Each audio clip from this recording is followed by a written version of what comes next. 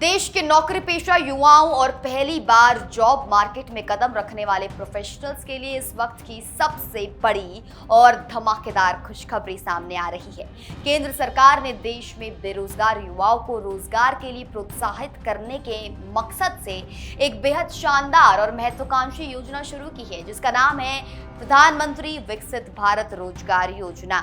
इस नई और क्रांतिकारी योजना के तहत पहली बार औपचारिक यानी फॉर्मल सेक्टर में नौकरी शुरू करने वाले युवाओं को सरकार की तरफ से पूरे 15,000 रुपए की भारी प्रोत्साहन राशि दी जा रही है। इस योजना की घोषणा प्रधानमंत्री नरेंद्र मोदी ने 15 अगस्त 2025 को अपने स्वतंत्रता दिवस के संबोधन में की थी, जिसे केंद्रीय मंत्रिमंडल ने मंजूरी मिलने के बाद 1 अगस्त 2025 से लेकर 31 जुलाई 2027 तक की अवधि के लिए पूरे देश में लागू कर दिया है। आखिरकार इस योजना का लाभ जो है वो अब किन किन कर्मचारियों को मिलेगा? 15,000 रुपए की ये रकम आपको किन 2 किश्तों में दी जाएगी और ईपीएफ कटौती के बाद आपकी इन हैंड सैलरी पर क्या असर पड़ेगा? आइए इस पूरी स्कीम के जो है सभी पहलुओं को अच्छी तरीके से समझते हैं। नमस्कार, मैं हूं आपके साथ निकिता रावत और आप देख रहे हैं बड़ी बात। सबसे पहले ये जान लेते हैं कि इस योजना का लाभ उठाने के लिए क्या शर्तें तय की गई हैं। सरकार के नियमों के मुताबिक इस स्कीम का फायदा केवल उन्हीं कर्मचारियों को मिलेगा जिन्होंने पहली बार फॉर्मल सेक्टर में अपनी नौकरी की शुरुआत की है और जिनका नया रजिस्ट्रेशन कर्मचारी भविष्य निधि संगठन यानी कि ईपीएफओ में हुआ हो।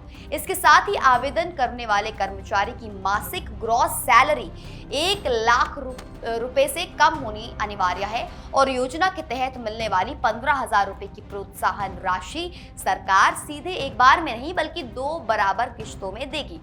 पहली किश्त के रूप में 7,500 रुपए तब दिए जाएंगे जब कर्मचारी लगातार 6 महीने तक अपनी नौकरी पूरी कर लेगा। हालांकि इसके लिए कर्मचारी को एक मुफ्त फाइनेंशियल लिटरेसी कोर्स भी पूरा करना होगा, जिसके बाद ये राशि सीधे बैंक खाते में ट्रांसफर कर दी जाएगी।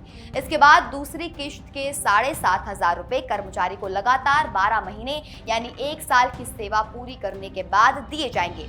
ध्यान देने वाली बात यह है कि ये दूसरी किश्त सीधे बैंक खाते में नहीं आएगी, बल्कि इसे कर्मचारी के नाम पर एक बचत योजना यानी कि सेविंग स्कीम में जमा किया जाएगा, जिसका भुगतान बाद में होगा। चलते चलते इन हैंड सैलरी के उस जरूरी गणित को भी समझ लेते हैं जो हर नए कर्मचारी के लिए जानना बेहद जरूरी है। यदि इस योजना के तहत आपकी मासिक ग्रॉस सैलरी 15,000 रुपए तय होती है तो ईपीएफ में होने वाले अनिवार्य योगदान के कारण आपके हाथ में मिलने वाली रकम थोड़ी कम हो सकती है। सामान्य तौर पर 15,000 रुपए की ग्रॉस सैलरी में आपका बेसिक वेतन और महंगाई भत्ता यानी कि डीए 9,000 रुपए से 10,500 रुपए के बीच होता है। इस बेसिक सैलरी पर जब 12% की अनिवार्य ईपीएफ कटौती की जाएगी तो सब काटकर हर महीने आपके हाथ में करीब 13,500 रुपए से लेकर 13,900 रुपए तक की इन हैंड सैलरी आएगी। यानी कुल मिलाकर ये योजना नए युवाओं के करियर को शुरुआत में ही एक मजबूत आर्थिक सहारा देने के लिए सरकार का एक बेहद बेहतरीन और बड़ा कदम है।